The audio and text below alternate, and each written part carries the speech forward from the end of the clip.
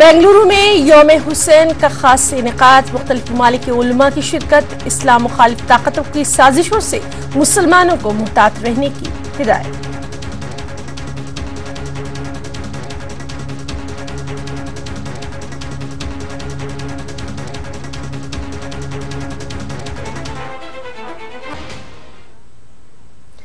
दुनिया में जारी जुल्म और तशद्दुद का जवाब हजरत इमाम हुसैन रज़ियल्लाहु ताला अन्हु के प्याम अमन, सब्र और इत्तेहाद से दिया जाए। मगरिबी ताकतें मुसलमानों को आपस में ही लड़वा रही हैं, दाइश जैसी दहशतगर्द तंजीमों की पुष्पनाही कर रही हैं। बेंगलुरु में मुनक़िदा यौम हुसैन के मौके पर मुक़र्रिरीन ने इन तमाम ख्यालात का इजहार किया। खास रिपोर्ट।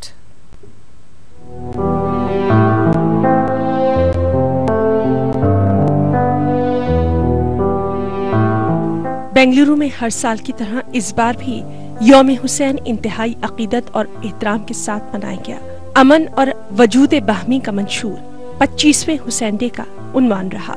मुख्तलिफ मज़ाहिब के रहनुमाओं ने हजरत इमाम हुसैन रज़ियल्लाहु ताला अन्हु की शहादत की रोशनी में दुनिया के मौजूदा मसाइल पर तफसीली गुफ्तगू की। के नाम पर दस्ते शह पे यूपीए जामे शहादत असगर जैसे गुलशन में कली शाख पे मुरझाई है।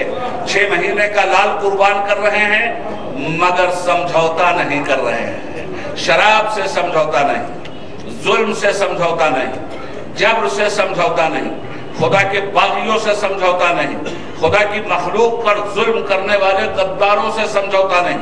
कि हम इमाम हुसैन साहब को, उनकी शहादत को सलाम करेंगे, उनसे इंस्पिरेशन लेंगे, जैसे महात्मा गांधी ने लिया था एक अहिंसात्मक तरीके से सत्याग्रह की लड़ाई लड़ने के लिए।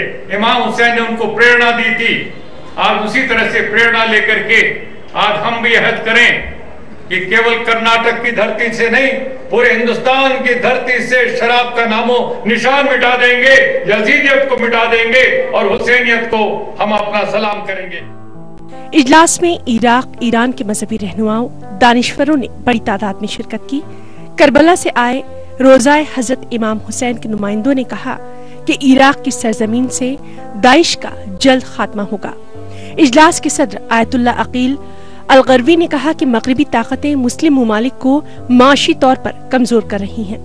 यौम हुसैन के मुंतजिम आगा सुल्तान ने कहा कि बर्मा और दीगर ममालिक के हालात कह रहे हैं कि इंसानियत का वजूद खतरे में है। وتحرير أبنائها الكرام أيضا، ولم يبق إلا منطقة صغيرة جدا سيتم تحريرها في الأيام القريبة القادمة بإذنه تعالى. इनके तमाम ज़खायर को उस पे कब्जा करना है, तेल के कुओं को पी जाना है, इस मुल्क को फकीर बनाना है।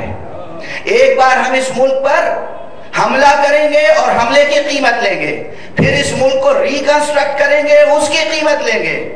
कोई एग्जिस्टेंस तो नहीं है, सब लोग आपस में लड़ रहे हैं।